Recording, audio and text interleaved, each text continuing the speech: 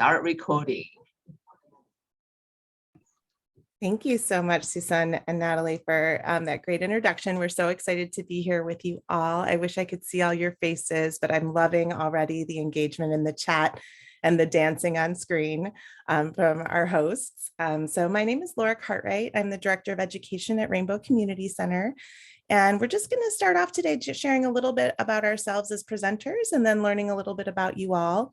If you have questions throughout, I do want to mention that you can put them in the chat and we'll try to get to them. And we will also have a period of time towards the end where we'll just dedicate that all to Q&A.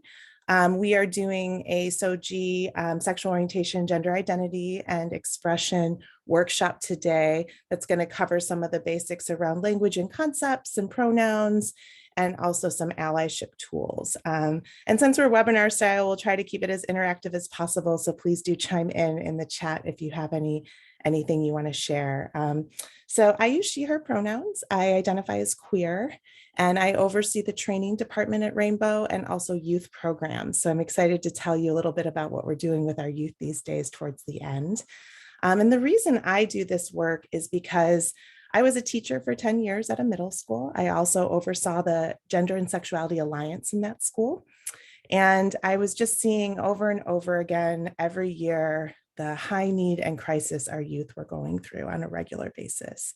And as their teacher and their ally and somebody who really cares about the mental health of youth, I really felt like I needed to move outside of my school environment to help others gain tools that I already had to increase the impact to make our world better for our young people. So I really do this work from a heart place. I'm a member of the LGBTQ community. I'm a proud partner of a trans man who's out, and you'll learn more about me as we go through this training. But I just wanted to let you know that my heart is in youth work. I've been 25 years in nonprofit and education, and I'm excited to share some wisdom with you today and also just learn more about you all and hopefully connect with you in the future. So I'm going to pass it over to Christian, who's going to co with me today. We're going to have some fun together presenting and let him introduce himself. Hi, everyone. My name is Christian Aguirre. I also work with Rainbow. I'm the Adult and Family Programming Director. I've been with Rainbow for about 6 years, but I actually started doing this work when I was 16. I started as a youth at the Rainbow Community Center Youth Program, and then I moved to volunteer, and from there on I've been doing HIV work, youth work. Now I'm helping overseeing the HIV prevention program, the older adult, volunteers, and food pantry. And I'm really excited just to be here joining all of you, just because we do all the work that's required within our communities, and also to protect our communities. So I'm just very happy. I'm also gay, and I'm a drag queen at times, not today, unfortunately. But thank you for having us. And today we're just to learn a little more about you and connect a little more since it's virtual. We're doing a poll. So if you could help us reply all of these answers, we just want to know where you're joining from today. So if you're joining from Contra Costa, Alameda, Marin County, San Francisco, Mars, just fill it out on there and let us know. I see Contra Costa, Alameda, Solano County, others, nice. And if you have another, you can always put it in the chat for us to see. Nice. I love it. So I see a lot of Contra Costa for sure, and Sonoma. Oh, LA. I love LA. San Diego. Oh, that's perfect. I'm sure the weather's perfect out there right now. We're getting all these waves of cold and hot and windy. Nice. Alrighty. Well, we have another poll. Let's see the results. For it's not letting. There you go. What type of agency or organization do you represent? education, government agency, mental health, youth serving, older adult, family services, healthcare. Wow, government agencies and mental health. Oh, it keeps changing. I love it.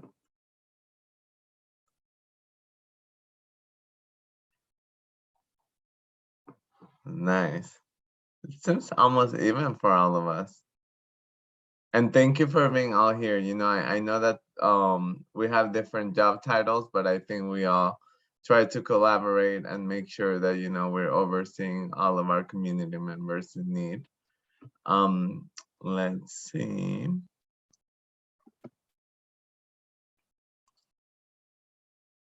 There's the results. And then let me see. Do you want to go to poll 3? Yes, can we please? Yep, I I got was it. looking for next. The word I was next. Okay, so the next one is, how familiar are you with RCC? And RCC means Rainbow Community Center of Contra Costa. And just to tell you a little more, we cover all of Contra Costa County, serving all LGBTQIA plus community members, all ages, all genders. Here I see very familiar, 8%, somewhat familiar, 41%, and not familiar, 52%. And that's okay, just because, you know, there's so many agencies, and we also want to make sure that we answer all your questions if you want to learn more about us. And hopefully after this presentation, that will instigate you to ask more questions or to learn more. So thank you, thank you.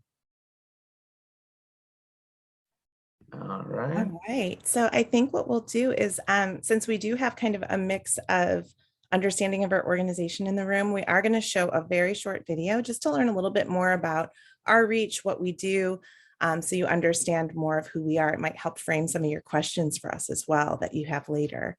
So I'm going to go ahead and share my screen with you. Wait a second. I'm going to have to get that organized better first. I had it set up. All right, so I'm going to go ahead and share my screen, and we will learn a little bit about our organization and how you can support us and we can support you. Okie dokie. All right, so please do put in the chat if you're having trouble hearing or if there's any issues with this video, but we'll go ahead and watch. This is about 3 minutes.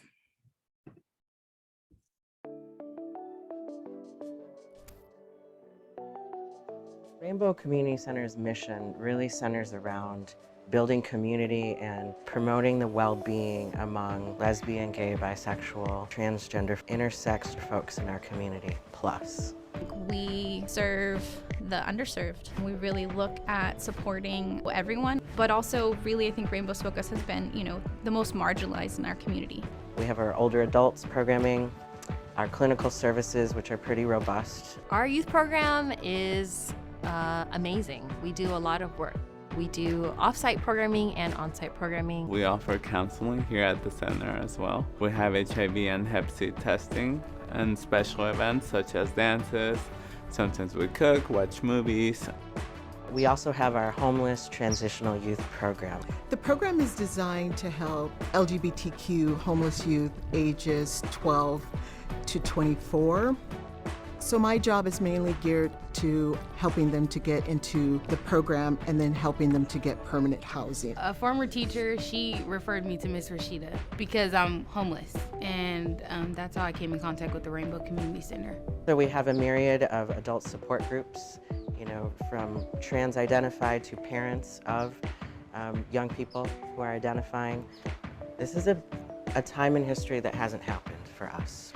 We've moved all of our programming online. So virtually, we're able to do things like Zoom calls and support groups and telehealth with clinical visits and therapy and our community training.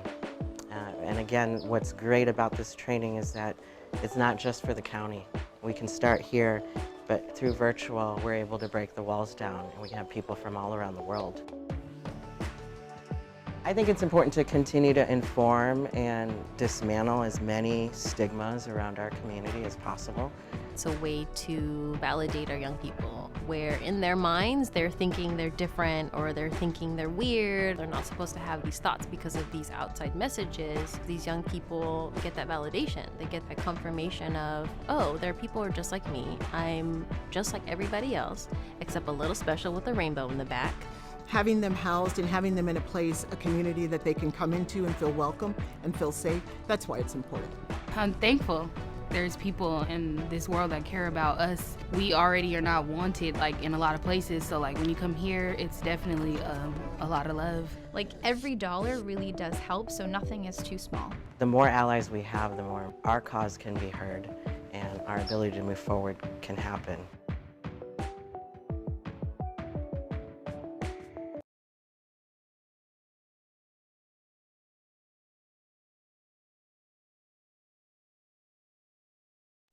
Thank you all for taking a moment to listen to that. And, you know, during COVID and the pandemic and everything going on, we did move a lot of our services online, but we're now, of course, like everyone else, moving everything back in person or hybrid or some kind of form of that. One of the things that I want to highlight about our organization is that we've really just redefined. We took this time during the pandemic to really redefine our mission and our vision and our values. And so as an organization, we are really focused on serving our most marginalized identities and communities. And so we really focus that in our programming, in our outreach, and how we seek funding. Everything that we do in every single section is trying to make sure that we're reaching folks who really need us. So that is something really important for folks to know, that that's our mission. We also, some of the highlights I just wanted to share a little bit so you know, we have our housing program that was mentioned. That's something I'm particularly proud of and that we do in our work. And that program has been really serving folks mostly 18 to 25 all throughout the county.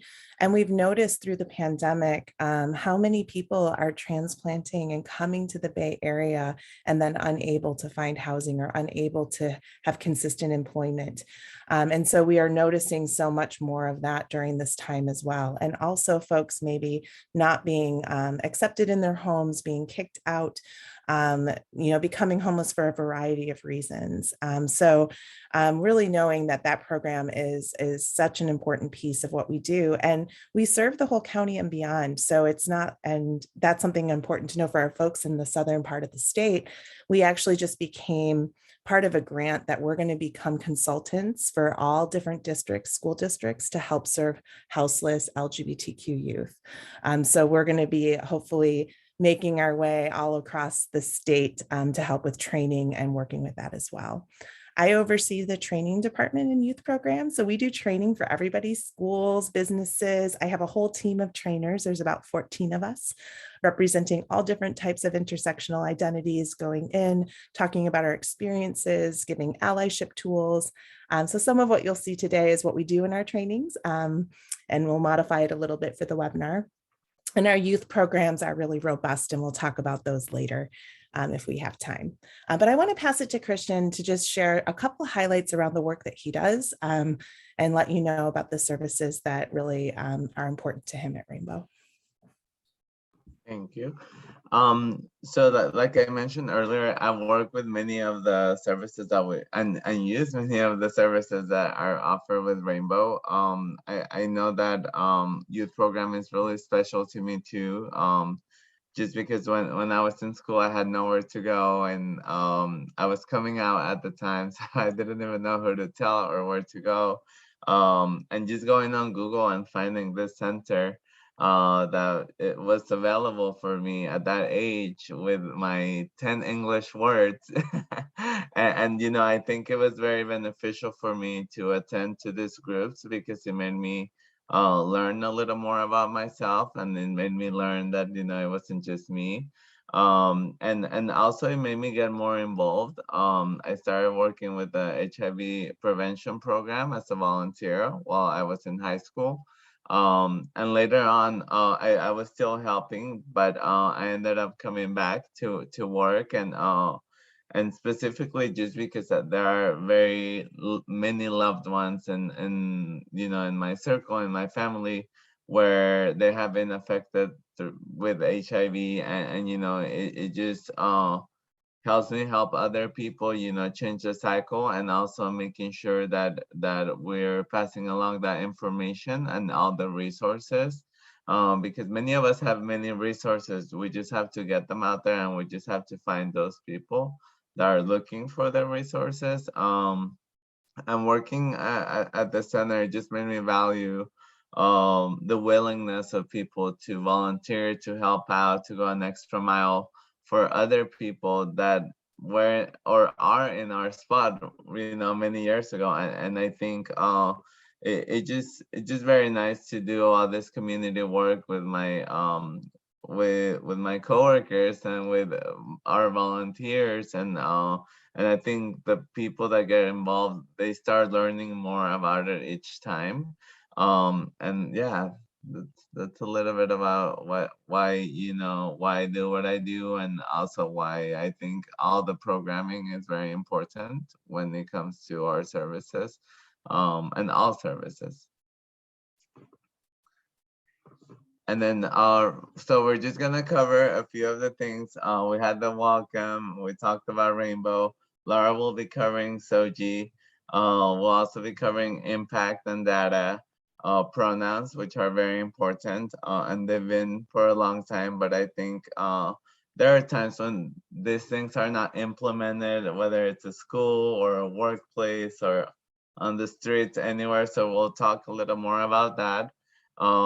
We'll talk about expansive allyship, how to become an ally, how to not make it the elephant in the room and just go with it. And then we'll have a section for Q&A where you could ask all your questions. I know it's weird with Q&A when we do it virtually, but if you could type them right now or write them down and then type them, we would love to hear from you and learn from you, and also share what we have to say. And then we'll also talk about upcoming Rainbow events or groups. So keep your calendar closed. And then I'll pass it to Laura. Thanks, Christian. And as we get started going into our contact, I want to invite everybody to take really good care of themselves during this time. If you need to take a breath, if you need to get up and move, if you need to drink some water, we invite you to do that. We invite you to take a break if you need to and come back. Anything that's going to help you stay present. We are very passionate about our work, and we want to share with you, but we want to do that in a way that works for everybody here. So please do take a moment to yourself in this time and just take a deep breath, and so that you can be present with us today. I'm going to do that for myself as well. All right, so what is SOGIE and why do we use it as an entry point? SOGIE stands for sexual orientation, gender identity, and expression. And I'm sharing with you a free resource that was written by our executive director, Kiku Johnson. And this is actually an open source, free, downloadable handbook that has many different definitions, exercises, things you can do to learn. It was funded by the CDC and supported by the New York State Department of Health and Cornell. And so this was written a few years back. So as we know, language is always changing. And so there may, some things may have shifted, but it's a really valuable tool. And I'm gonna make sure that you all have access to that by putting that in the chat in a moment.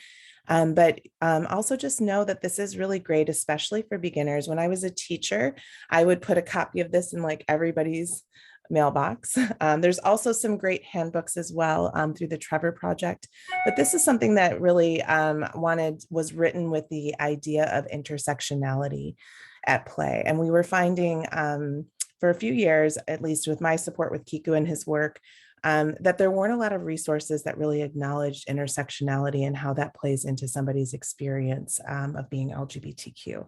And so we're going to talk a little more about what intersectionality is in this training, but just know that this is written with a lot of intention. It's free and it's available for you all. But as we look at definitions, as I said, definitions are always changing. Words are always changing. If you are not overwhelmed by how many words there are in the LGBTQ world, you are not paying attention. There are so many words, and it can be really overwhelming, but it also can be really empowering for people to have so much choice to define themselves, to move through the world and be able to use words that feel right for them. But we approach this education by using SOGIE. And the reason we do that is because everybody has a SOGIE. Everybody has a sexual orientation. Everybody has a gender identity, even if they are agender and say they have no gender, that's still a gender identity. And everybody has a way of expressing that to the world. I taught sex ed and gender studies for 10 years to middle school students, and this was a simple way to talk about it, a way that everyone can come be part of the conversation. We're not othering anybody. We're not talking about this other community over here. We're learning and engaging about human development and all the things all of us know about our identities, parts of our identities. So sexual orientation, really simply put, is who you love or are attracted to. That could be any kind of attraction, physical, romantic, emotional. So it's who you love or are attracted to. And your gender identity refers to your deeply held sense of who you are as a gender. It's a sense of who you are, and no one can take that from you. It is different than it could be different than your sex assigned at birth. Your sex assigned at birth is what you are designated as. When you are born, the doctor sees you come out, takes a look at your body and says, it's a boy, it's a girl. Maybe it doesn't fit neatly into a box and you're named intersex, but your sex is assigned, it's given to you, it's told to you. Your gender identity is something that develops within you, that you decide for yourself, you name for yourself. And your gender expression refers to the way you express it to the world. And that could be through your hairs, your clothing, your mannerism, your voice, how you communicate it. And so when we talk about SOGIE, we really want to invite people to think about their own SOGIE and think about where they are and what words they like to use to describe themselves. And knowing that these things, while they inform each other, they don't necessarily define each other. So you don't necessarily know somebody's gender identity by seeing their gender expression. And you don't necessarily know, what somebody's sexual orientation is based on their gender identity. So a lot of our work at Rainbow is around talking about assumptions and how we can break through from making so many assumptions about others in the world. So as we go through these different things, we're going to talk a little bit about our journeys. We're going to use a tool that's a spectrum. And what I want to say about the spectrum before we start is there is no perfect tool to talk about these topics. We are always improving. And the way that this tool might be not perfect is that it shows things between male and female. And what we know about gender is that it can be even more expansive than that it doesn't necessarily all align between a binary, which means, two. So when we use this tool, it's more for storytelling and it's more for us to express ourselves around it. But just to know, I always want to, whenever I show a tool, no matter what tool we use, there's probably something wrong with it. So I wanted to share with you what's wrong with this tool, that it's not trying to say these are the only two ends that exist and things don't always appear on that line. It's kind of like when you look at a diagram of a body on a piece of paper, you know that when you pull that body off the paper, it's a whole three-dimensional being, right? It's got many more dimensions, but when you look at it flat, it's not exactly what it is in person. So I just wanted to share that with you before we start. So what I'm going to do is I'm actually going to tell a story, because at Rainbow and in general as an educator, I find that people learn words better when it's attached to a story or to another person. So I'm going to share a little bit about the words that represent in my identity, and then I'm going to have Christian do the same. And we're going to share a little bit around some words. So when I was born, my sex assigned at birth was female, and my gender identity is girl or woman. So that means that I am cisgender. So cisgender is spelled C-I-S and then the word gender. And what that means, it comes from the Latin word same. So it means that my gender identity is, aligned or the same as my sex assigned at birth. So if I were a different gender identity than my sex assigned at birth, then I would identify as transgender.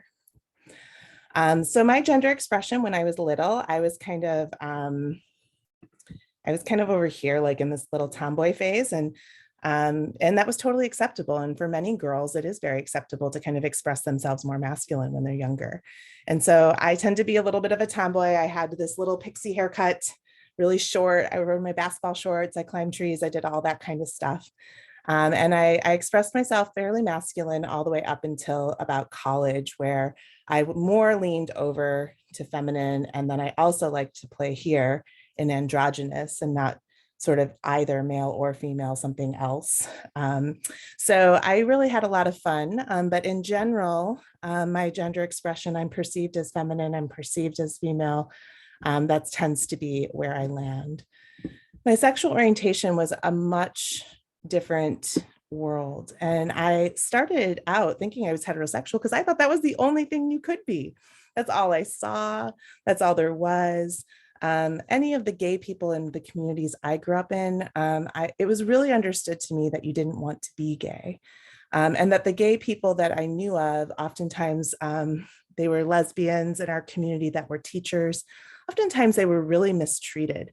And it was really negative how people treated this stereotype. And I also felt like many of the gay people that I met when I was younger didn't reflect me, didn't look like me, didn't seem like my personality. And so I was like, well, I must be straight. That's what I am. And, I lived a long time thinking that was all there was. And then when I was in college, I came out as a lesbian. And that felt like the world opened up and I was so happy. I was like, oh my gosh, this is me. I can't believe it. I love women. This is amazing. And I've spent the majority of my life feeling like lesbian or gay would be a good word for me. Something that changed for me in my 30s was I started teaching sex ed and gender studies to young people. And they started teaching me about so many words, so many things you can be. And so they started teaching me about pansexual and queer and all these things that I was teaching them to, and I was learning about these things.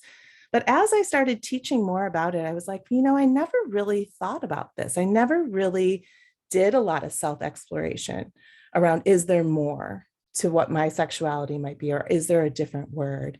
And I started telling my partner at the time, gosh, I really think that if I would have had the word pansexual or queer, I would have been, that is my word, right? And so I started to really redefine myself. And that was something new. Sometimes we don't do that for ourselves as we age. We don't allow ourselves necessarily to think and redefine ourselves. So I did that. And then a few years later, my partner came out to me and said, I think I'm trans. And he went through a full transition and transitioned from male to female. From female to male. And that was a journey. And we've had this journey of being perceived as a lesbian couple in the world to being perceived as now a straight couple in the world. And that's a trip.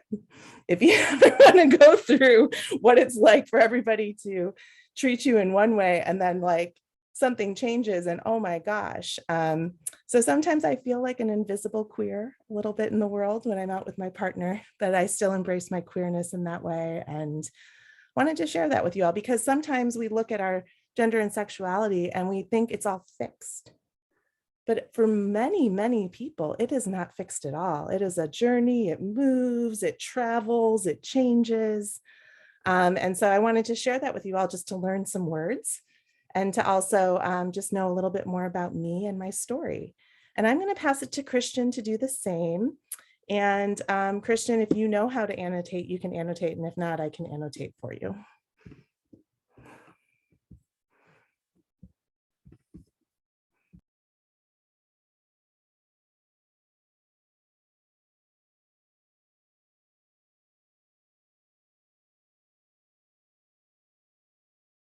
You're muted. You're muted, Christian.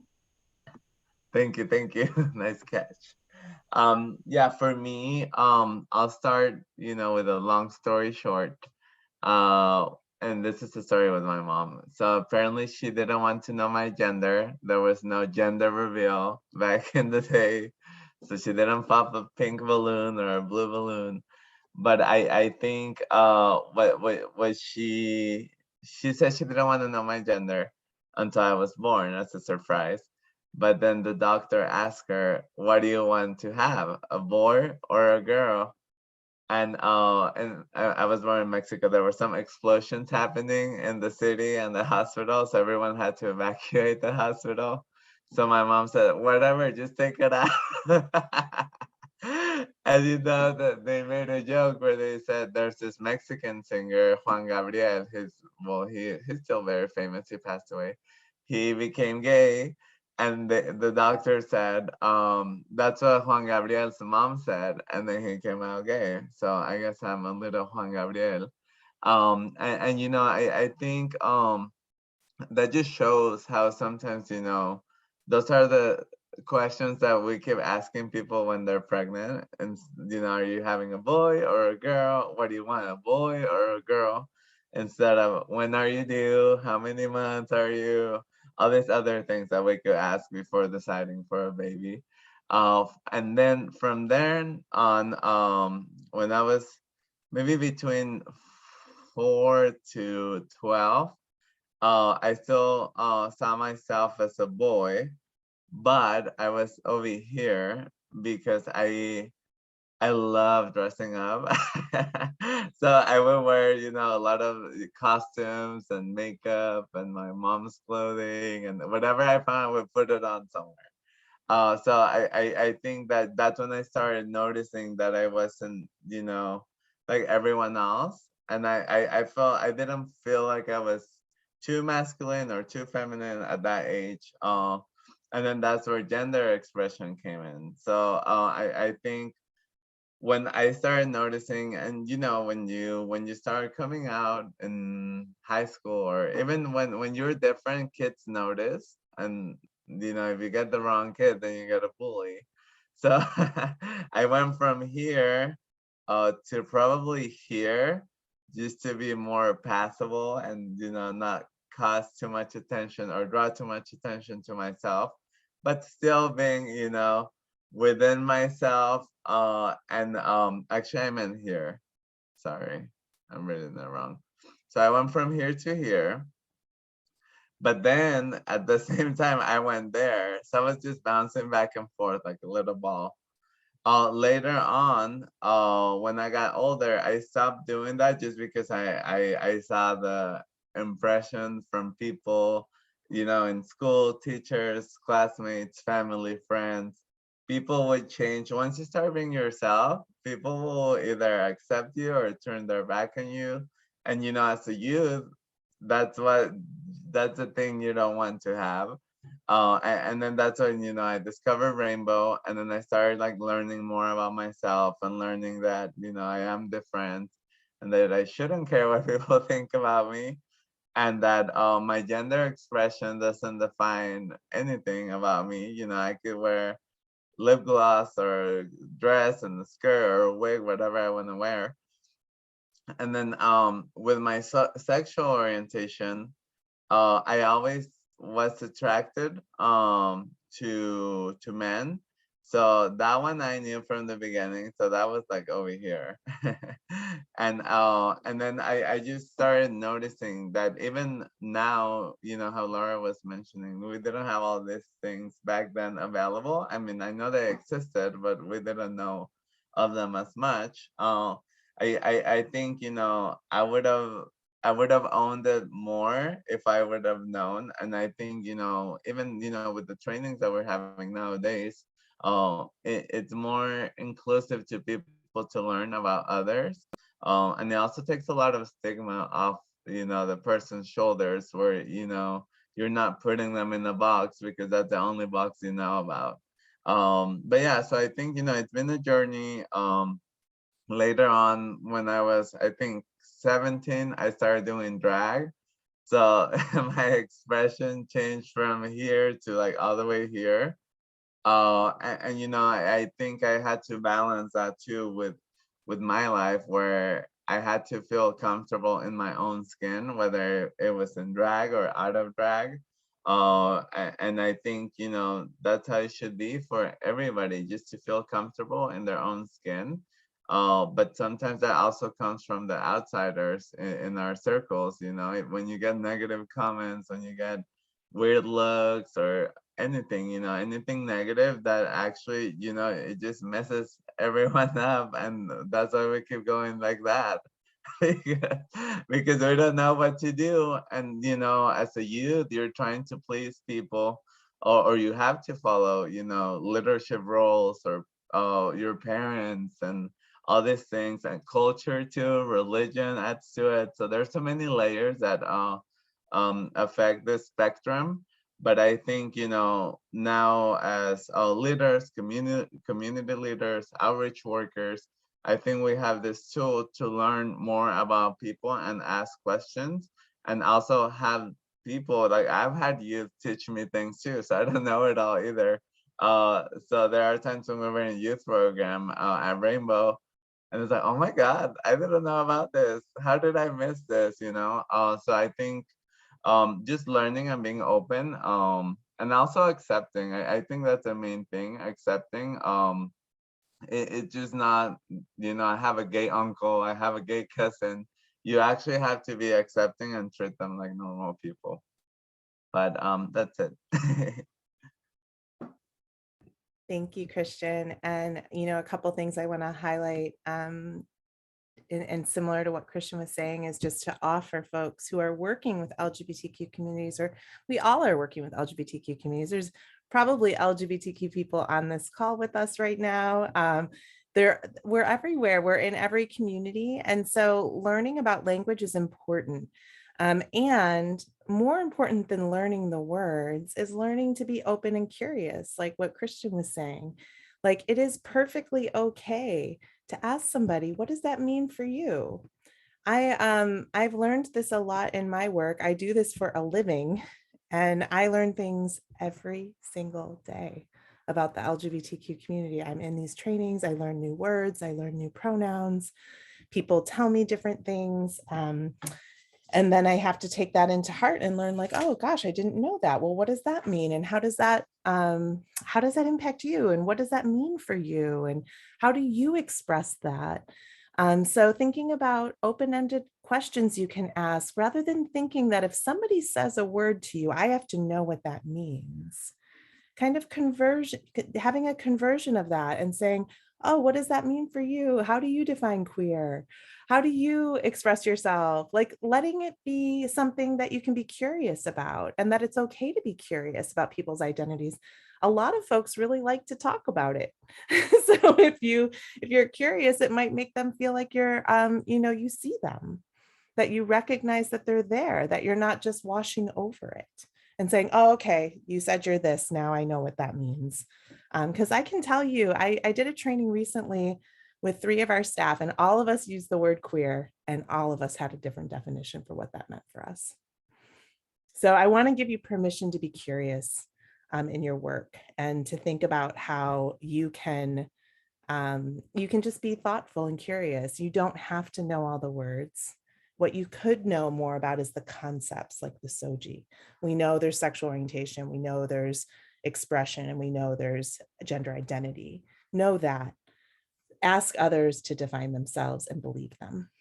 So I think we have a couple polls, Christian, just to get a sense of how people are identifying in our space today. Yeah. And these polls are anonymous. So. Okay, so we'll start with the first one. This one we'll talk about sexuality. So if we could pull it up, please. Okay, so here you see the all the sexual orientations that we have, so feel free to fill it out. It is anonymous, so if you want to come out today is the day. And the thing is that sometimes, like I said earlier, even in workspaces, some people feel that it's not safe to come out, whether it's someone on a leadership role, or just not to hear comments from a coworker, or even from hearing comments from a coworker, where it just makes you not want to come out at an older age. That shouldn't be happening in a workplace, especially if we're serving all these community members. We don't really get to pick who walks in the door, but I think we have the option to learn more on how to help, and also learn more about people. Okay, so I see straight, gay, bisexual, pansexual, and other. So, okay, there's a little bit of everything today. So that's perfect. That's what we want to hear. And then could we move to the second poll? This one will talk about gender identity. So cisgender, transgender, non-binary, other.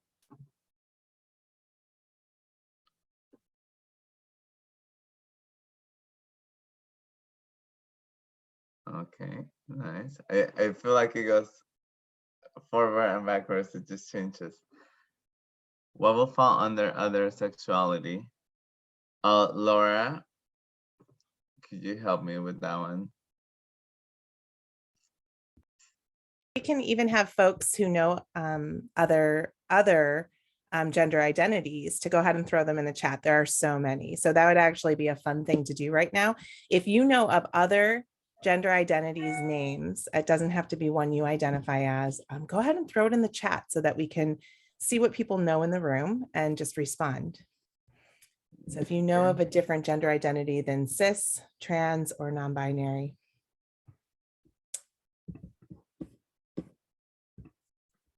Got it. And then, let's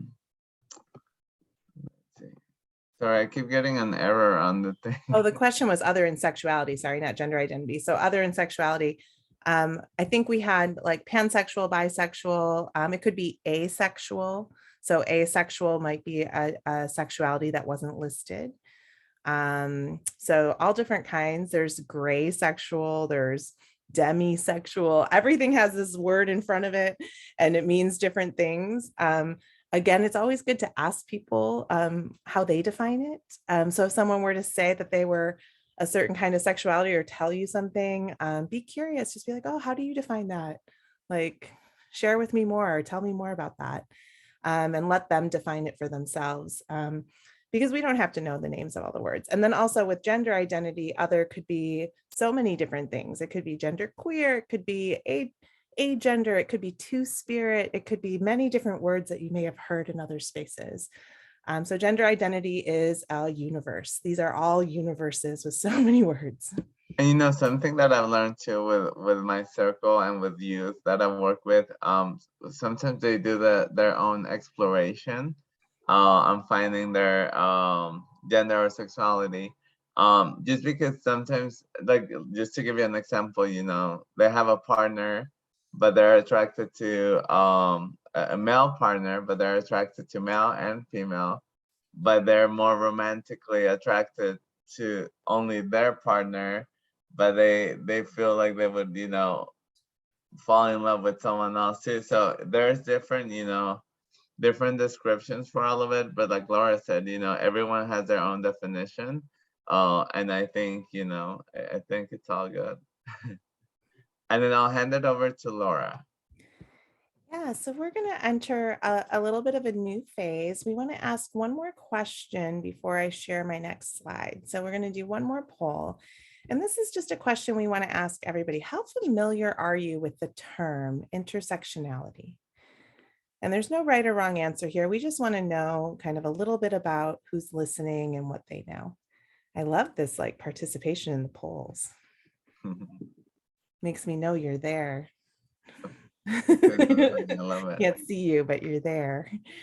Nice. All right. So we're seeing kind of a mix showing up. You know, about half of us in this room are not familiar with the term. So we are going to define it. And also, if folks who are very familiar have something to add, we'd love for you to add that in the chat. Just because, you know, again, words they have a lot of meaning. So I want to open that up as well if we miss something. So I'm going to share my screen a little bit. I'm going to talk about intersectionality. So when we talk about the word intersectionality, we're talking about the concept that multiple identities are interwoven into an individual's experience and can't be examined separately from one another. And this term was coined by the amazing Kimberly Crenshaw. I recommend everybody look her up if you haven't already in your life. Watch her TED Talk. And she's an amazing academic and lawyer and activist in the world. So she coined this term when she was working on a lawsuit that was working around men or women in the workplace who were also Black and having a very specific experience. The company was saying that, we don't discriminate against women and we don't discriminate against Black people, but that we are finding that these women who were Black identified were having a very specific experience. And so she was coining this because you can't really look at somebody's identity separate from another. Now, this word comes from an experience that has been long lived. So even though Kimberly Crenshaw coined this term during a lawsuit, people have been talking about this concept for a very long time, specifically in justice work. And so long, before this in the 70s, at the Combahee River Collective, folks like Audre Lorde, if you know that name, Black lesbian feminists were talking about how they could not separate their experience of being Black, of being lesbian, of being women. They were having a very unique experience, having these multiple identities. And so what we know is when we look at this popsicle stick over here, I like to call it the popsicle sticks, they're all translucent. And we have sex and gender in the front, but it's not the most important. It's just what we talk about in our trainings a lot. But we notice that we can't look at any one of these without it having an impact, with one of our other identities that we might have. I mean, we all have a myriad of identities. There's even more than what's listed on this screen. But what we know is that we can't look at LGBTQ work without looking at that intersection of how it plays with other identities as well that we hold. And that justice and inclusion work has to acknowledge that relationship, because if you have multiple marginalized identities, you are experiencing oppression simultaneously. And so this is really important for all of us who are working in public service, who are working with communities, to really understand how this plays in to the experience of LGBTQ folks. And I wanted to ask Christian if he could share a little bit about how he sees in his work with our LGBTQ community, intersectionality coming up and maybe people experiencing multiple barriers. Yeah, I could give you an example of someone coming in. We've had people that moved to the US from another country like Mexico, let's say, and they come seeking for services, and sometimes they are either looking to get tested, unfortunately they've been, they have turned out to be HIV positive, and it's really sad, just because you're trying to help them with everything you can. Sometimes, when they move out here, they have nowhere to go, so they could be looking for housing, they could be looking for bilingual assistance in Spanish, they could be looking for testing, they could be looking for treatment, they might be uninsured, undocumented, and some of them really come from different places of life where all of this, sometimes they have disabilities, and it's just hard to help all these people. And that's why it's so important, to make sure that we try to cover all these things, just because we don't know what they're carrying with them when it comes to their gender identity. Sometimes there's youth that get kicked out of their house, and they're underage, they're being sexually active, there's drug addiction. It's just so many layers that you could run into, and that's why I think it's very important to make sure to continue to offer the services that we offer, and also having the knowledge of how to welcome that person is very important, because we don't want to judge anybody when they're in need, especially if they're houseless, or if they're youth, or if they want to do better for themselves. If there's someone that wants to find housing or a job, or continue their education, I think, you know, the more we learn about them and the more welcoming we are, the better we could serve people. Thanks, Christian. And I also just wanted to mention too, another way of looking at something like these popsicle sticks is to think about yourself and where you hold different identities and where maybe you hold an identity that has power or privilege. For myself, and knowing as a white person coming into a training, I know that I hold a lot of power in this situation and I hold a lot of power in my identity. And so that means that I have to do my own work around really understanding different races, really doing my own work to build relationships with folks, to understand where I can enact my own power, where I can be an ally, and where and maybe I need to listen. And so thinking of yourself on this popsicle sticks, you know, all of us hold various privilege and various power. Some of us hold more than others, but we all have different places of power. Maybe it's in education. Maybe you've had access to education your whole life. You know, so thinking about the ways that you can, it's a tool to help you know where you can learn. So where you might need to grow is usually in the places where you have had more power or privilege. You might have had a blinder on to understanding someone else's situation or being able to be empathetic. So just wanted to encourage folks to use that tool that way. What we're going to do right now is I'm going to put a series of questions on the screen, and we're going to take like a 3-minute break / reflection on these questions. And that'll give you a chance to get up and move if you need to, get a glass of water, or use the restroom. But these are questions that can just really help you think about your own experiences around gender and sexuality, and also just thinking about what kind of bias might come up for you. So when we talk about privilege and power, we know that a lot of that comes from having a bias, and we all have biases, and that's just simply things that we don't necessarily know about, right? We have biases that were developed oftentimes where we grew up, what region we grew up in, what family we grew up in, how we were raised in schools or in other settings. So we're just going to give people a chance to spend 3 minutes in reflection and just think about these questions and how they relate to you. So let's take 3 minutes. I'm just going to turn my screen off for this. We'll come back in exactly 3 and move forward with our presentation.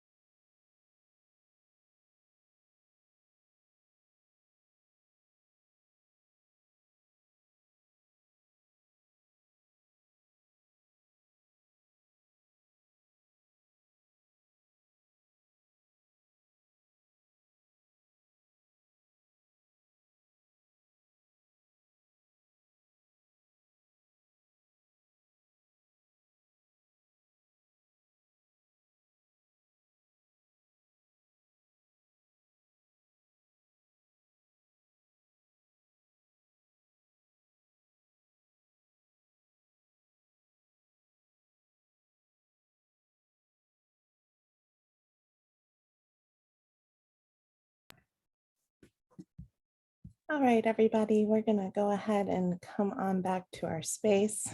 Thank you for just taking a moment to reflect on your own experiences around how you grew up, how intersectionality may have played into your experience around learning about gender and sexuality. And we're going to go ahead and chat a little bit around impact and data and just share a few things with you that are important to know.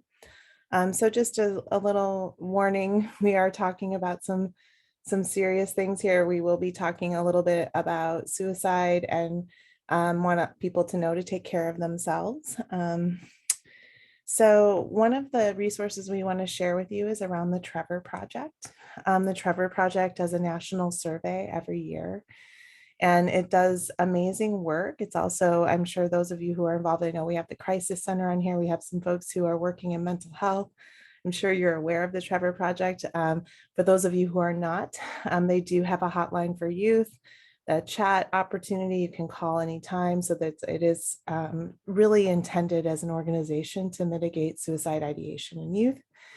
But they do this survey, and the survey is really helpful. And even though these are youth stats, I think we can understand how incredibly how this might play out with older folks as well. But what we do know is that 42%, and this was done after COVID, these are the 2021 stats. So 42% of LGBTQ respondents seriously considered attempting suicide in the past 12 months. So we're looking at almost half of our LGBTQ youth seriously considering that. And we know that our trans and non-binary youth are at much higher risk of this. Sadly, 2 weeks ago, I was at a memorial for a 15-year-old non-binary youth that took their own life in our county. So I do anecdotally know for sure that this is a major issue in our communities and that our youth are in crisis. And we also know through the data that this is happening nationally. This is something that is a real crisis in our society. What we do know also is that our LGBT youth, 80% of them said that COVID made their living situation more stressful, and only 1 in 3 found their home to be affirming. So we know that people are spending a lot more time at home, and we know that people are more isolated in these times. And so we find this also, just to kind of relate this to an older population, we also find a lot of our elders in community having to go back in the closet when they get older and they go into, different kinds of homes and living situations. Maybe they're starting to be cared for by a family member that doesn't support them, right? Or maybe they're in a place where they feel like they can't be out.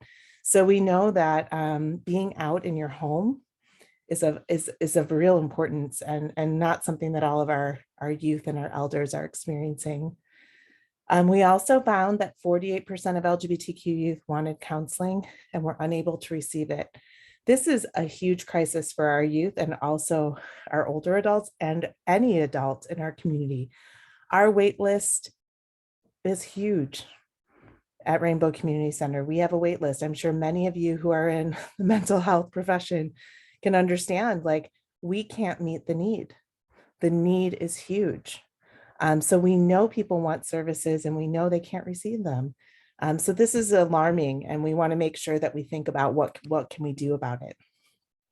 So there are some things that we know protect our LGBTQ communities, and we know this through data.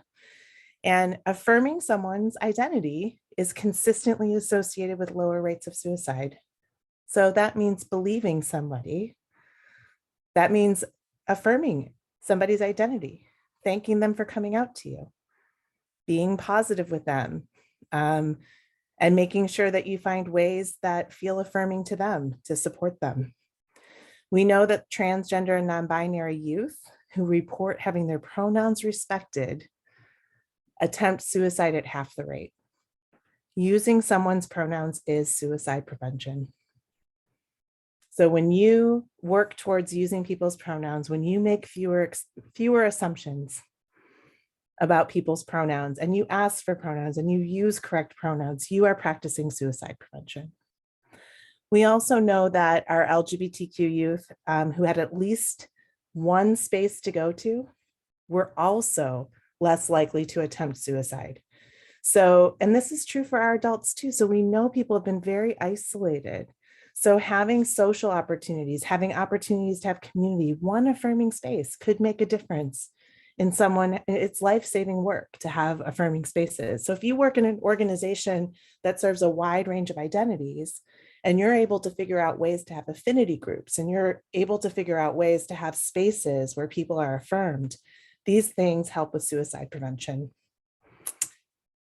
So we brought up the idea of pronouns. So we want to share a little bit about pronouns with y'all and do a little practice together. So I'm going to share a little bit about pronouns with you all because we know it's life-saving work to use them. We have 3 sets of pronouns at the top of the screen. These are not all the pronouns in the world. There are so many pronouns. Anyone could use a mix of any kind of pronoun. They can use all of these pronouns that are listed on here as their pronouns. But one of the questions we get in almost every training we do is, oh, I can't use they, them pronouns. It's not correct to use that for the singular. That's plural. It's not correct English. So one of the things we like to share with folks is, we've been using they, them pronouns for the singular for centuries. We've been doing it for a really long time. You probably do it every day without even realizing it. You might say something like, oh, somebody left their umbrella in the office. Will someone go get them and tell them that they left it? I've used they, them, theirs in that situation 3 times. And everybody knows I'm talking about one person. I just don't know who that person is. So I'm using they, them, theirs to explain that. So it can be used as the singular. And also in 2019, the dictionary officially added an additional definition of the they pronoun, and that it can be used as a gender identity. So it's even affirmed in the dictionary for those critics of the language. And one important thing to know is that even though some people use they, them pronouns that are non-binary, not all non-binary people use they, them pronouns. And not all people who use they, them pronouns are non-binary. So I think this is something really important for all of us who are cisgender and maybe less exposed to the LGBTQ community to really understand. We are here to make fewer assumptions. We need to allow people to tell us who they are. We need to believe them, and we need to use the pronouns they ask to be used. So if someone tells you that they want to use they, them, and she, her pronouns, some people say, well, what does that mean when someone wants to use she and they? Well, it's okay to ask, like, do you prefer one or the other? Would you like me to use a mix of both? I know that sometimes, people just, they don't get asked questions, so you can't confirm it with folks. So I share my pronouns on purpose when I'm leading trainings, when I'm doing things publicly, because I want to live in a world where fewer assumptions are made. So I share my pronouns for that space to be opened. That doesn't mean that I require other people to share their pronouns with me, but I might invite them to. I might say, oh, I use she, her pronouns. Would you like to tell me yours? I might say something like, everyone's invited to share their pronouns in this meeting when we introduce ourselves. There's a reason we wouldn't require it, though, and I think it's really important. So we don't require pronouns, especially with youth, because that can bring up a lot of triggering feelings like, oh, do I have to out myself right now of using different pronouns than what people thought? What am I going to do? How do I do it? So it's always an invitation, but never a requirement. I think that's really important for people to know. And there's a lot of places you can share your pronouns.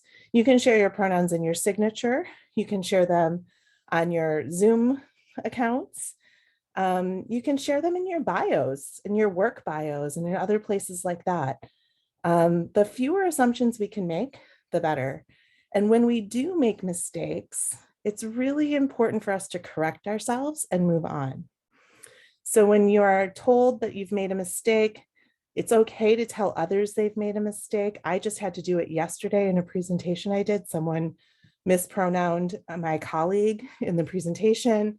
So I was like, oh, let's stop and correct the pronoun, right? We just need to get used to doing it and practicing correcting others and correcting ourselves. When someone corrects you, the best thing to say is thank you, because that you are actually helping me. If you correct me, you are helping me be a better ally. You're helping me with suicide prevention. You're helping me with a lot of things.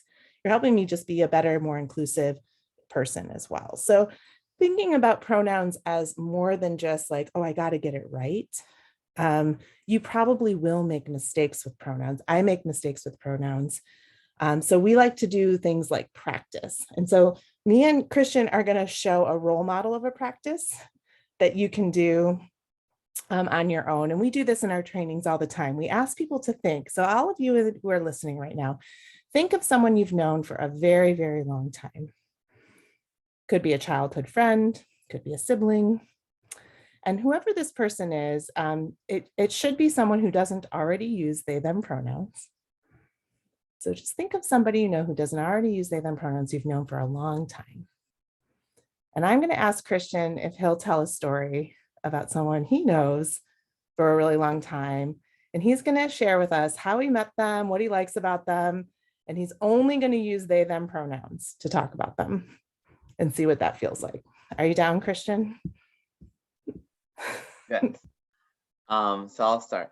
So my friend's name is Letitia, and I met them when I was working at Rainbow Community Center.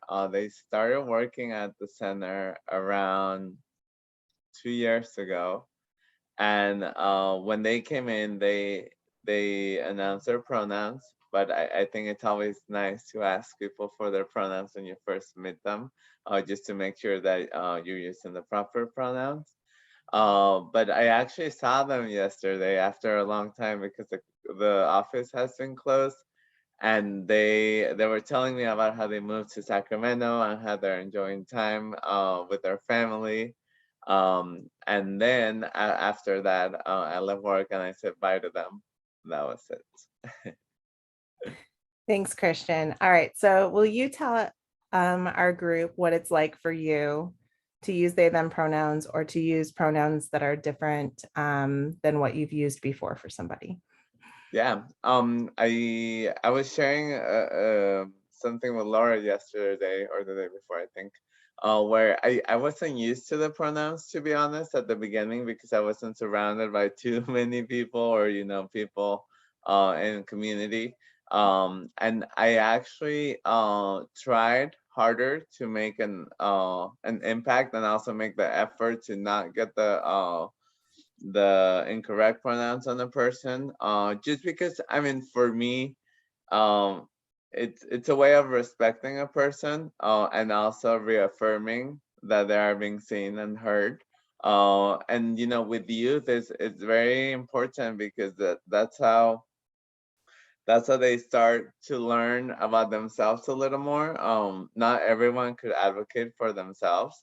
So I think, even having a teacher or a parental figure that does not respect their pronouns, it just, locks them in a place where they might not even want to be themselves or transition or share their feelings. It just shoves them back in the closet pretty much. And I always tell people, I've heard different things from different, I guess, age ranges, where it's like, oh, I'm too old, I don't know, like, I don't want to use that, it's not proper English, oh, I messed up. And I think it's okay to have mistakes here and there, but when you really make an effort, you don't have those mistakes. Or if someone corrects you, you don't get upset about it. I think there are times where I've slipped and I've said the wrong pronouns, but then I catch myself because I already know them, so I just correct it, so if I say she, and then I'll say I'm in they, and then I keep going, and people will see that, either, if the person is in front of you, or if, people around you are listening to you talking about someone else. It just shows respect. And another tip I like to tell people too is think of it as a name, you know. I know that for me, my name's Christian. So sometimes I would have classes or, you know, coworkers, and they'll call me Chris. And I hate the name Chris on me, you know, because it's not my name. You know, if I wanted to be called Chris, I would tell you I'm Chris. So I think, you know, when people change your name, it's like they're changing your pronouns and they're disrespecting you in a way, because when you meet them, they ask you, what's your name? You say Christian, and then they call you Chris or Chris or Christopher. It's like, oh my God, it's Christian. You know? So I think, you know, it makes it really difficult for someone, especially when they're expressing their gender and their identity and, you know, their personality. And you know, it's not that easy to come out and say, I want you, you know, to use these pronouns from now on. It's hard to do that, to or to even bring it up to people, because there are a lot of people that are not aware of all these things behind the scenes, where you know, I think sometimes, you know, a lot of youth will get disrespected by their own parents or teachers, and then, you know, those are the two figures that they would go to when they're younger. So, you know, just starting at that level, and especially, you know, when you go and seek services, let's say like medical services, and you have a doctor that doesn't respect your pronouns when you're 16, and then you go to your parents and they're like, oh, it's okay, just use whatever so they can help you, you know, it's just like tossing a person back and forth, and also disrespecting them in a way, to where the person doesn't even want to make an effort of explaining people what pronouns are. You know, it's just a short conversation. But I think, you know, the main point is to make sure that you're respecting people, that you're trying to learn their pronouns when you first meet them. If you have any slips or mistakes, just fix them right there. And I think that's it, you know. Just ask questions, and yeah. Thanks, Christian. I really appreciate you. And also reminding folks to practice, I think, is really important. So if someone in your life changes their pronouns, it's really important to practice. You won't get it right away. I went through a lot when my partner transitioned. We went through a lot of different sets of pronouns, and I knew how important it was for me to affirm my partner through his transition. And when I didn't think I would get it right, I used his name, because I thought that would be easier for me to not do harm. So do what you can to practice.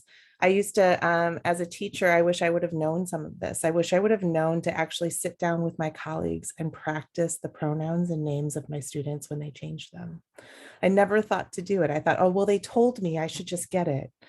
But you don't. We're humans, you know, we have to retrain our brains. So, and if you meet someone and they're using pronouns that maybe you wouldn't have expected based on your assumptions, practice so you don't make those mistakes. It can really help. We had a family member, one of the clinicians was sharing with me, a grandparent who had, you know, a child in their grandchild came out as transgender and changed their name and pronouns. And so they really wanted to support this child. So the kid was coming to visit, and they would sit and practice. They named their Roomba the name and the pronouns, and they would talk to the Roomba as it was going around the room because they wanted to practice. And I thought that was a really beautiful story of allyship. Like, you know, that kid doesn't even need to know that story, right? But they knew enough that they would make mistakes. So they wanted to just get it better for that child. And you can do that with anybody. You can practice with, you know, your friends or your family members. I practiced with my sisters when my partner transitioned, because they were screwing up big time. So I wanted to make sure we practiced a little bit before family gatherings. So those are just a few things you can do on your own. We also want to encourage folks to use non-gendered language when you're talking to groups and individuals you don't know. We make so many assumptions, and we use language in assumptive ways so often. So when you're greeting others, you know, avoiding things like ladies, gentlemen, ma'am, sir, girls, guys, and trying to move towards things like friends, folks, everyone. It's so much more inclusive, and it really can make a statement to folks that you don't make assumptions. So it's interesting, you know, I've been a volleyball and basketball coach for many, many years, and I've always coached girls teams. And so I was so used to saying, come on, girls, come on, ladies, come on, let's go, right? Like it's this thing that you do. And so I had to work really hard at changing that, because I knew that even though I was teaching girls sports, not everybody identified as a girl on my team. Not everybody liked being called a girl. Not everybody used she, her pronouns. So I encourage you to think about the places where you could grow. Is there something you could do different? Is there a way you could start meetings that's new? Is there a greeting you could try to use that's more inclusive than what you're doing now?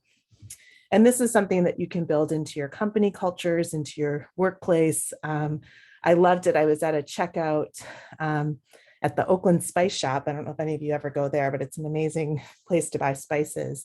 And right at the checkout, it said, please use they, them pronouns for all employees.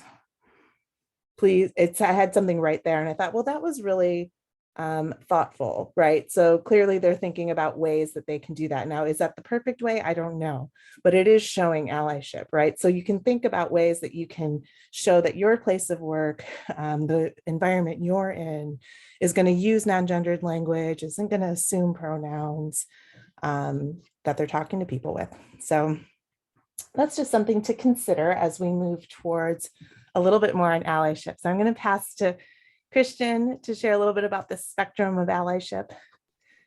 Laura? Yeah. I don't want to interrupt, but I think there are a couple of good questions in the chat and Q&A Perfect. on this topic. Oh, thank you. There's a really good question here. Thank you for pointing that out. We don't always see those. So yes, we no longer use preferred pronouns as a way to ask. And I think this is a really important question because things change really quickly. So what we do say is, we would say just pronouns. What are your pronouns? We don't have to delineate what type of pronoun it is. It's just what your pronouns are. You can say my pronouns, you can say pronouns. But the reason we don't say preferred is because it's really not a choice. It's kind of like what Christian was saying, like, it's not a choice to call Christian Chris. It's not a choice. That's not his name, right? So it's like similar to that. It's like, if I've shared my pronouns with you, it's not my preference. It's what is. So moving from that definition, now 6 years ago, that was what everybody said. I mean, they even came up with they're like, use your your PCPs, your preferred pronouns. Like they were using all kinds of things to say it. Like everyone was saying, use your preferred pronouns, share your preferred pronouns. But that's just shifted because we've realized that's not as expansive as we really need to be.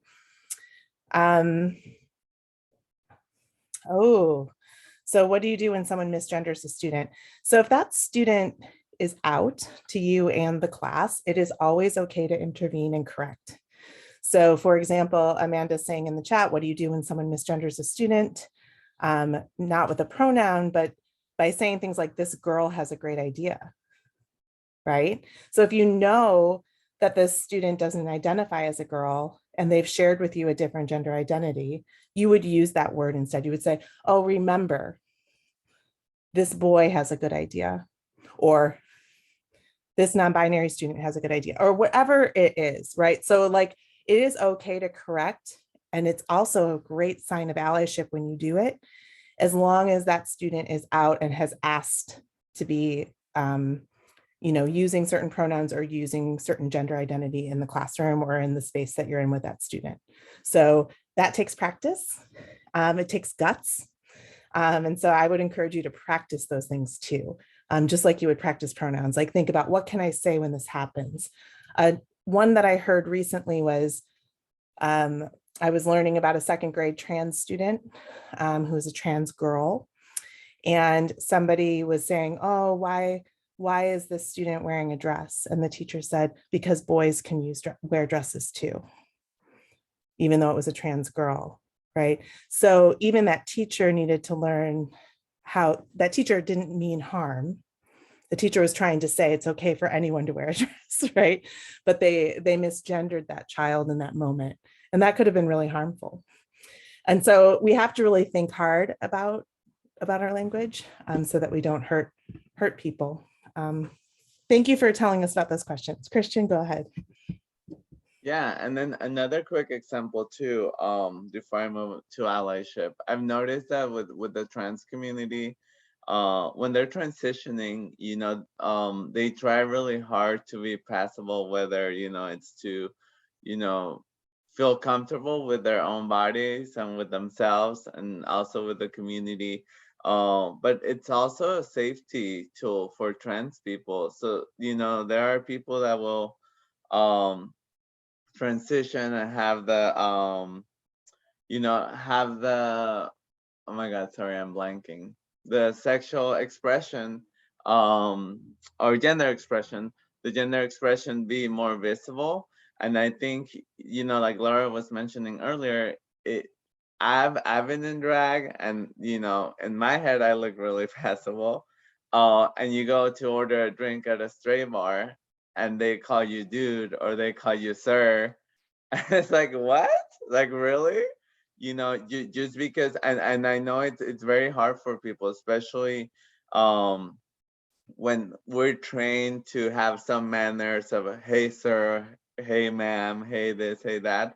I think, it's just changing those roots a little bit more, just to not emphasize it, because, if someone's gonna call me sir when I'm wearing a wig and makeup and, everything else, everyone's gonna, have their eyes on me in a bad way, because they're gonna be like, oh my god, is that a guy or a girl? And those are the things that we don't want to have happening to youth or to anybody, because it does become a I guess it's like an entry for bullying people, but also for that person to not feel happy with themselves or with their decision on being who they really want to be. And now moving to allyship. So this spectrum just shows the different stages or the different scenarios that people have. And I've noticed, that doing this work, I've been closer to the LGBTQI community, but I've also noticed how sometimes people even in the community are not fully aware of all these things.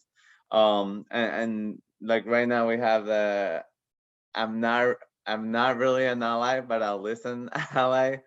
So that type of people is, sometimes people will sit in the training and listen and try to interact or half listen. And that's okay, but also, we do have to learn a little bit or most of it, just because, it's not just for work, it's just for people around the world, for people that you encounter. Sometimes you might have a family member that wants to come out to you, and if you have that mentality, then you are not going to be an ally until you have to learn, the hard way, or through your kids or through your family.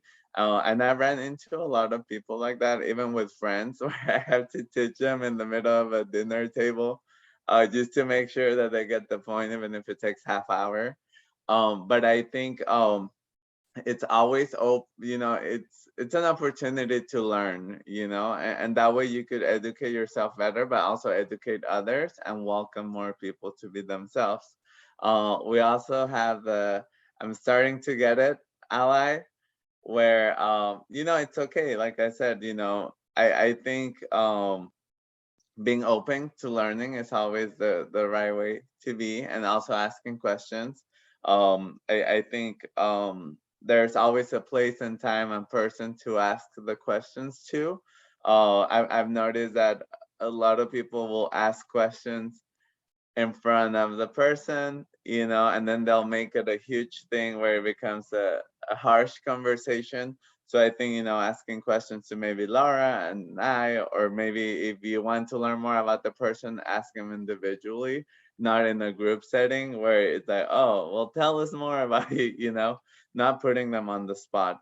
And then we have the I really said an ally, which this one is talking about, like actually bringing things up to people. So let's say if someone mislabels or uses the wrong pronouns for a person, you're standing up for that person and you're taking, action and educating the other person. And you're actually, making a change or teaching something to someone that doesn't know. We also have the I'm focusing my time on learning ally. And that one, I think there's a lot of people that are open to learning, but they go an extra mile to learn more. And this could include, using the proper pronouns, being open to watching documentaries, films, Netflix series, asking, their circle of friends, and little things come up. Let's say you're watching a Netflix series and someone is using the pronouns they, them, then you could bring it into a conversation with your family. And then that's how you learn, And what I love about youth, I still consider myself a youth. I think, youth are very active when it comes to pronouns. And I love it because, I have my little cousin that's 12 and she's posting, education on Instagram about pronouns for her friends, or also calling teachers out. I think that's another thing where education takes a huge role into this. I'm into being an ally, because not offering, LGBTQ education in schools does not being an ally to students, to parents, because there's also parents that are LGBTQI plus, and also to learning. You're like blocking learning from happening. And I think, taking that extra time to learn and educate others, that's a really good thing to have. We also have I'm talking about LGBTQ equality. And like I said, that one's just bringing the elephant in the room, and just making sure that that who you need to surround yourself with. Because I think when you have circles, and maybe if you have a trans kid in the family and you bring someone, and sometimes it could be your own family that's biased. You don't want those people to surround your family or your loved ones if they're not fully accepting. So I think just bringing those topics and conversations slightly or heavily, I think that will always make you an ally. Then we have the I'm super ally. Let's change some laws. And I think for this one, I think, it's just taking that extra mile step where you sign petitions, even you educate others, even sharing a document with people to learn more, like the SOGIE. We could do that too, because I think, it's very important for people to learn. And also in a way it helps to respect others in a way where you don't have to do too much work. It's just being a person and respecting another person. So I think, just advocating for one another is very helpful when it comes to allyship. Laura. Thanks, Christian. And also to just know that you might move along this path and go back to another one. I know I thought I was a trans ally until my partner transitioned, and I realized I had a whole lot more to learn. So we are always kind of moving through this. It's never just all, you learned it, now you've got it, one and done. Things are changing all the time. Even we heard it today, like, is it okay to say preferred pronouns anymore? Like, things are changing constantly. So we are always moving up and down this allyship spectrum. We want to kind of end today with a concept that's really important to us at Rainbow, which is transcending inclusive to expansive. And so this is a concept that we want to encourage people to think about. So we just define expansive as an intersectional learning context that's covering a wide area of terms and identities. It's extensive and wide-ranging, reflecting immediately the feeling and sense of openness and belongingness with recognition, communication, and dialogue. And we say this differs from inclusive because with inclusive, which is a step in the right direction, it does it does often have a power differential involved. Someone has to be there to include. Someone usually has the power in the space to say, we want to be inclusive of this community or that community. And oftentimes they might not be members of that community, or they might be not having meaningful dialogue with that community and what they really need. And so we want to just encourage folks to consider being a true ally is striving to be expansive, not just inclusive, right? And how do we move towards that? So here's a list of a few things just to consider around your allyship in your organizations that you serve and in your lives. Number one is just building a genuine relationship based on trust, consistency, and accountability with marginalized groups.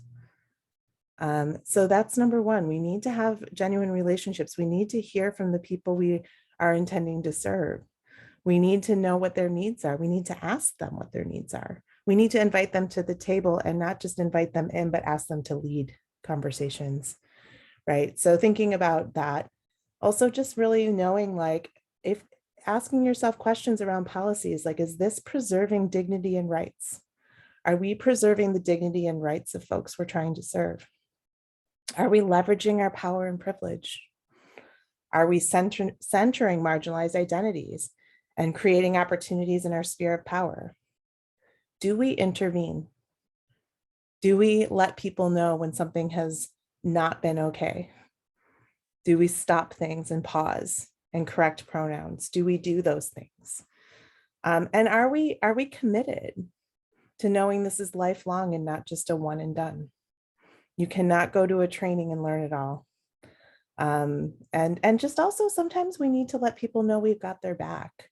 And what does that feel like for you? And what does that feel like for others to have, you've got your back, you're giving something they actually really need. You're not necessarily assuming, oh, I think you need this, so I'm going to give you this. But you're like, I've got your back. What do you need? How can we support you? How can we make this, coming to our organization better for you? How can we make this better? We got you. We want to make sure you feel like you can be here with us and that we're listening. So considering all the different ways you can be expansive is something we want to encourage. So before we close today, we did want to, and go move into Q&A, we did want to do one more poll. So we've been sharing some things you can do. We've been sharing some things. So we're going to go ahead and do one more poll, and I'm going to go ahead and stop my share so you can see it easier.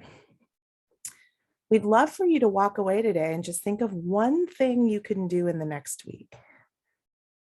So one thing that you can do, maybe that you haven't done before. And one of the things that I have on here is, I believe, having a conversation with my family. Oh, yeah. So having a conversation about gender and gender stereotypes at home, gosh, it can be such a wonderful thing if you've never had that conversation at the dinner table with the people you eat with at night. Thinking about how you can start just having that conversation, like, you don't necessarily have to go super big and go into the politics of what's happening in the world right away. You can just start with, like, how are you experiencing gender stereotypes in the world? What happened to you today with gender? Like, having those conversations, or even talking to your family about what will we do if someone in our family comes out. I share that a lot with families. What will we do if someone in our family comes out? How will we respond? Can you imagine if you were a kid waiting to come out and that conversation was happening at your dinner table on the regular? You were a kid that's like thinking, oh, I might want to say something. And your family's already been saying, like, what are we going to do if this happens? How are we going to respond? I think it'd be beautiful. So we do have all kinds of things happening. So in the next week, look at us, 77 strong here. We're all going to be making a difference. I like to quote Adrienne Marie Brown, is an activist and social justice warrior I really love. She has a quote that small is all, the large is a reflection of the small. So if we all go out in the world and we start doing things, that large is going to start reflecting all the small work we're doing. It's going to become bigger. So we really appreciate your work and how you are going to do different things. If you want to throw something in the chat that's like a takeaway from today, we'd love to see it. Maybe something that you want to share, something you learned. We also have time for Q&A right now as well. So if anybody would like to ask any questions, we'll open it up. And if not, we do have some things to share about Rainbow before you leave.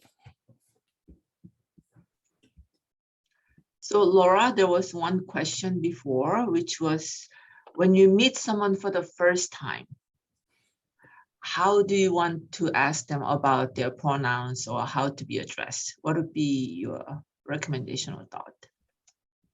Christian, do you want to answer that?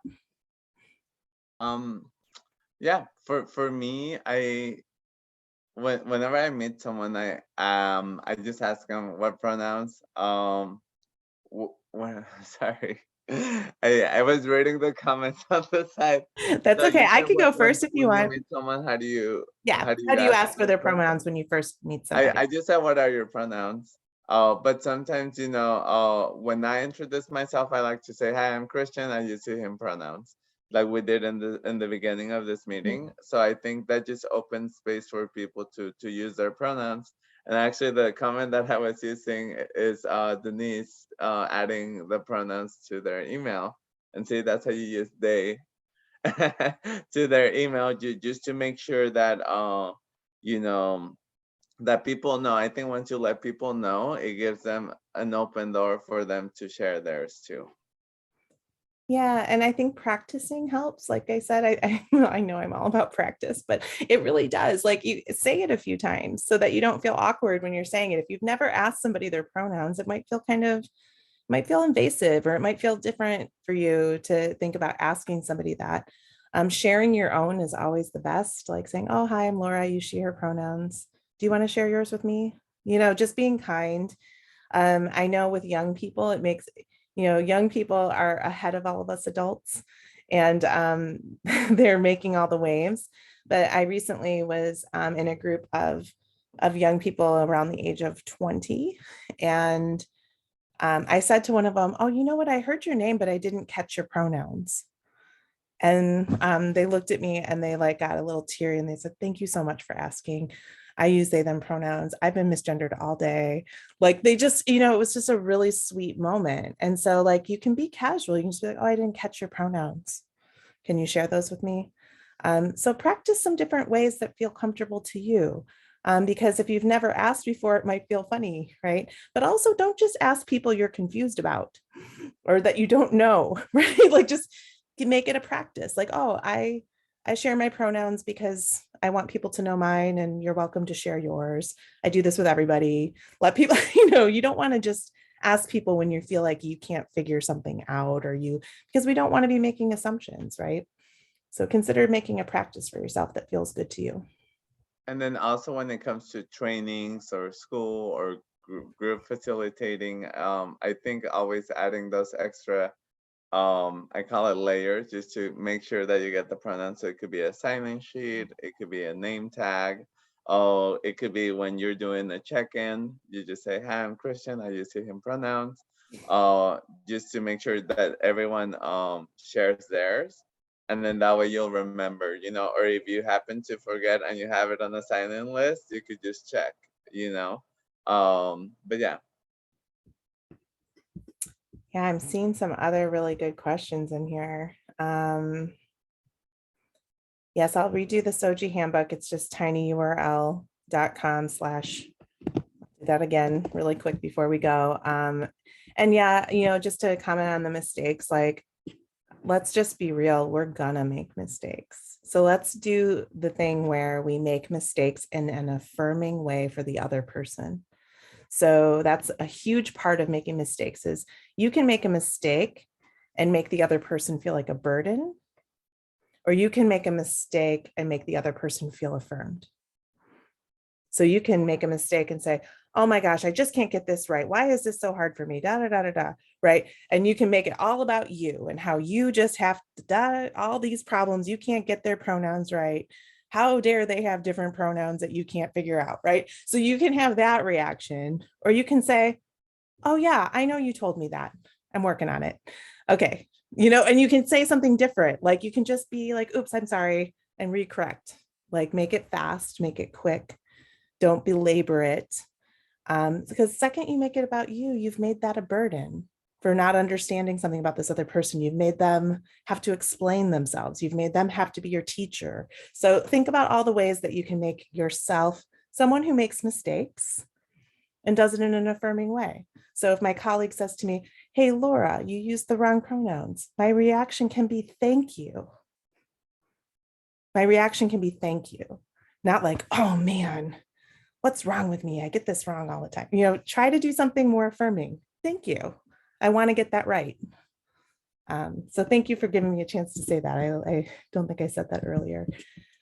And I'm seeing a really big question here that I need to look at for a second, which is someone helping to coordinate a large 3-day work conference that has been held every year for more than 2 decades. Room and space limitations require participants to share sleeping rooms. Traditionally, we have divided participation by sex assigned at birth and randomly assigned room partners. We'd like to coordinate this process in a more expansive way. Do you have any suggestions? And this is a big topic for a lot of people, is how to do sleeping arrangements, whether it's like a work thing or whether it's a youth trip or all of these things. And I think, you know, one of the things that is really helpful is getting feedback from folks. So thinking about coming up with a couple processes and getting some feedback from the group that's, you know, a group, a committee or something that's going. You can also ask people to make suggestions of who they might want to room with. There's a lot of ways to go about it, but there is no one right way. So I do think that it takes a little bit of time to understand your organization of what they would feel comfortable with, what the people going would feel comfortable with. But in general, we don't want to assign groups by sex assigned at birth. In general, we want to stay away from that. And that comes in play a lot of times in our juvenile justice system and in our justice and law enforcement, where there's so much divide around sex assigned at birth, and it can be really isolating for people who are out. It can be tremendously harmful if you don't identify as your sex assigned at birth, and then you have to go into a space and say, oh, I'm going to be like grouped by this now. So we really want to stay away from that.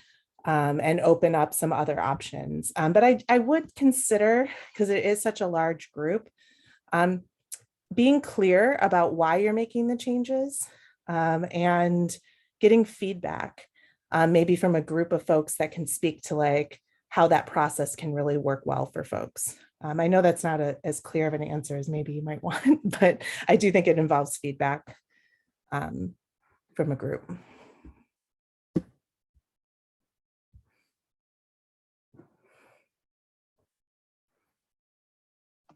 There's another question that says, what if you do not care what pronouns people use to refer to yourself? I would say I use any pronouns, and then that way you don't have to explain. And yeah, what about you, Laura? What do you think?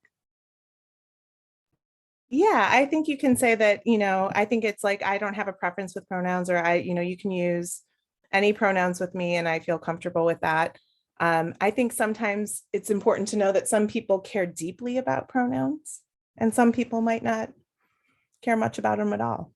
Some people might use all pronouns on purpose, or like use many pronouns purposefully.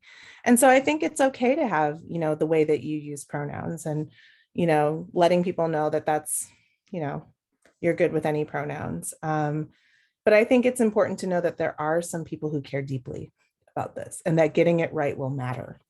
And so recognizing that maybe that's not you in this situation, and that's okay, but that you want to respect others. Can I ask one quick question? Sure. So I think it was about a decade ago, a lot of nonprofit organizations were encouraged to look within our tracking of demographic data of our clients. And then some of the organizations realized that they weren't even tracking our clients' sexual orientation, gender expression, you know, anything like that. And in fact, some people felt really uncomfortable asking those questions about our clients, like, why should this matter? Mm-hmm. But then we were told, yes, it matters because that's how resources flow, and you should know your clients. So first of all, like, I would love your thought on that. And then, how to really have that conversation with our clients. Yeah, and I think it kind of depends on the setting a little bit, but one thing that we know, and when we think about that popsicle stick image, our LGBTQ folks are at much higher risk of so many things. We didn't talk about all of those things today, but it's anything from tobacco use to homelessness to, there's so many things that our community is at risk of.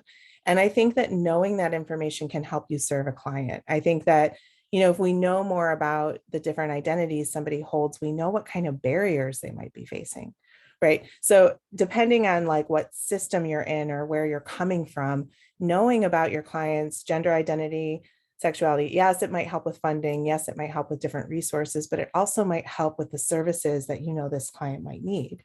We have things come up, people come to us for everything because we're the only LGBTQ center in Contra Costa County. So we get everything from, I need a ride to get my surgery because I don't have anyone to drive me to my affirming surgery, to I need food, to I don't have a home, to I'm a kid and I don't know where to go. We get everything, right? So we do clinical services and mental health services, but so many other people do these services too. So many other people do food pantries and houseless work and all of this thing, but they may not know how to serve their LGBTQ clients. So I think knowing more about who you serve is always to the benefit of the client. And that's how I would talk to clients about it. Like, knowing this might help me get resources for you, might help me serve you better, might help our organization become stronger. We care about the LGBTQ community. We want to make sure they're seen and visible, supported. So those are some of the things I think of. And it really does depend on your space. And also, we want to know this information, but it's your information to share or not share, right? They don't have to share necessarily. Thanks for asking that, Susan.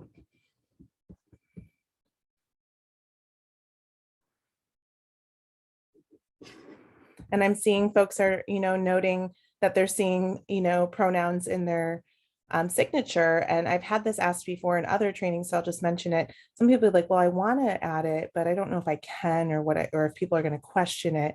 So something that I actually put next to my pronouns is a link to mypronouns.org, which explains what pronouns are and why you use them. So it's just like a nice way to be like, if you feel like you're kind of one of one in a place, or maybe one of five in a big place, and you're like, okay, we're trying to make this movement and things happen, but we're getting a lot of questions of why, and why we are doing this. And so just think about other ways you can support yourself. That link, I think, is helpful. I have had people ask me in other jobs, like, why are you doing this, right? So if you can have that link, they can educate themselves too. They can see it and be like, what does this mean? Why are they sharing their pronouns? And I just use mypronouns.org, which is a pretty professional website that kind of goes through each pronoun and how to use it in a sentence. I'm wondering if there's some other ones.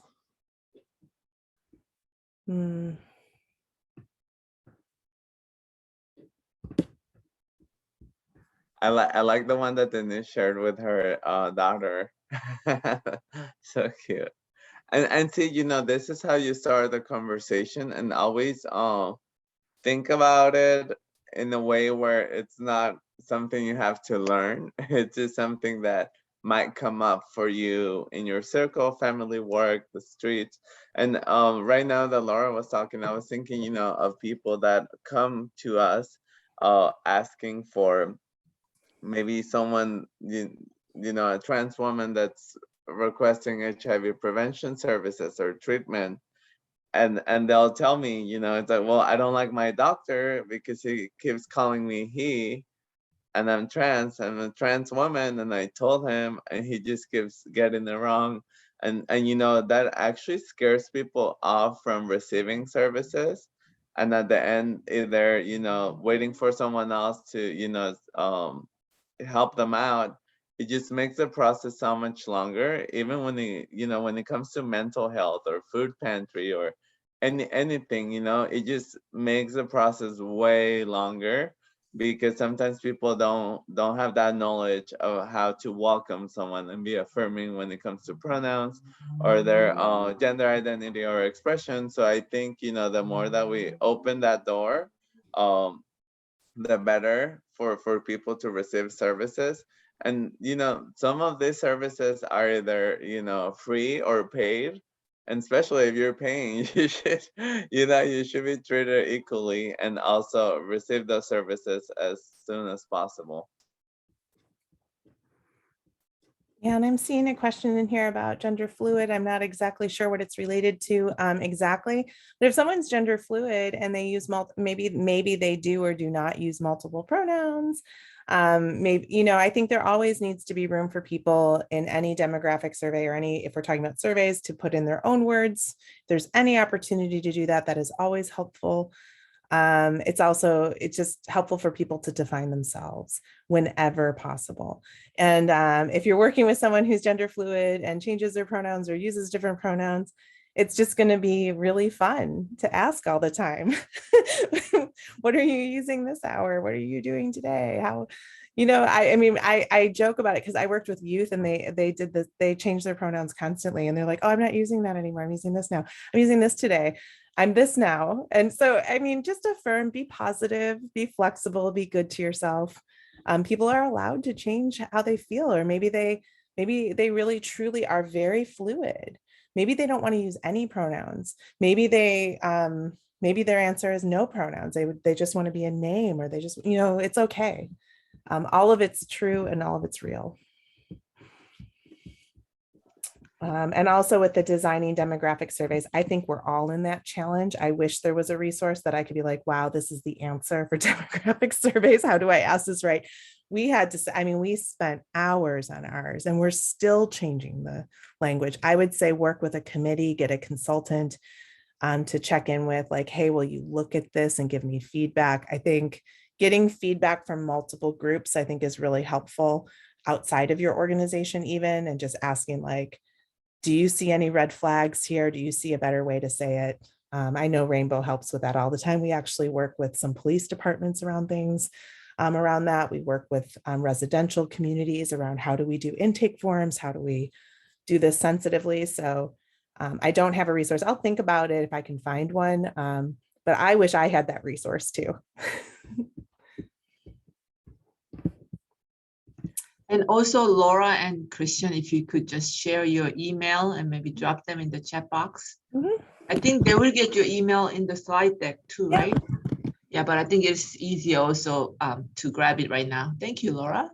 Yeah, and you know, if you don't mind, Susan, I think if people don't have other questions, we'll just show a couple closing slides so they can kind of hear what's going on at Rainbow. Yes, and please. I will, and you all have these slides so you can come back to them and look. One of the slides we didn't talk about because it's a lot of words, has some recommended watching and reading. And these are just some intersectional books and movies that are current that you can check out. So I'm not going to spend time on that one, but we have some upcoming at Rainbow. I wanted to share our youth program with you. It's very vibrant and exciting. We have a lot of things happening. We have weekly drop-in space. We have a camp we're doing this summer for LGBTQ youth. We have Team Fierce, which is a leadership program for youth 16 to 25, and all kinds of ways to get in touch with us. So I'm just going to share a couple things. We have our virtual drop-in space every week. We have a trans teen talk group for anyone 13 to 18 to join. We also have a parents of gender nonconforming youth and trans youth group. We have, as I mentioned already, we have Camp Fierce for 3rd through 9th graders. Fierce stands for freedom of identity and expression through Rainbow Community Empowerment. And we have a Team Fierce, which is for our older teens and young adults to come support community initiatives, volunteer with Team Camp Fierce. And then Christian, you want to let people know what's going on in your world? Yeah, we also have a group called Social Guysing. This is a men's group for trans and gender non-binary male identified folks. So we meet once a month. We have different men's programming that's very welcoming. We also have HIV positive groups for people that are living with HIV. And then the next slide is that's two social guys in one. But we do so we have a Spanish speaking one which is called Amigos, and then we have a mocha that is for people living with HIV of color. And we also have a testing dates. We're doing testing next week on Tuesday. So if you're not aware, we do testing for HIV, gonorrhea, chlamydia, and syphilis every second and fourth Tuesday. We're also doing it at Club 1220 next month. So I mean, feel free to visit our website. We have a calendar where we update all the groups, support groups, social groups, testing, and any activities coming up. And I would just recommend if you could sign up for the newsletter that we have at the center. We also have Instagram. I just added it on there. We're opening a lot of volunteer opportunities. So feel free to sign up. And we also have a new position for an HIV prevention program manager. So if you know anybody that's bilingual, Spanish and English, feel free to send them my way or apply. We have the application available on our website. And I'm just really happy that I got to do this training. It was my first time. So thank you, Laura, for the invite, and for all of you for showing up and listening and interacting, asking questions. Thank you. Yeah, and if we can be of any support to you all, please reach out. I do oversee the training department. We have many trainers that work with different sectors and different groups. So if you want a training for your staff or you want to reach out to us to come support your groups, we would be happy to have that conversation. And send your youth our way. We love our kids and we want to take care of them and love them up. So if you've got any kids that could benefit from our program, please send them our way. We also have clinical services. Don't forget all of this on our website, and we're here for you. So thank you for your time today. It's been really lovely.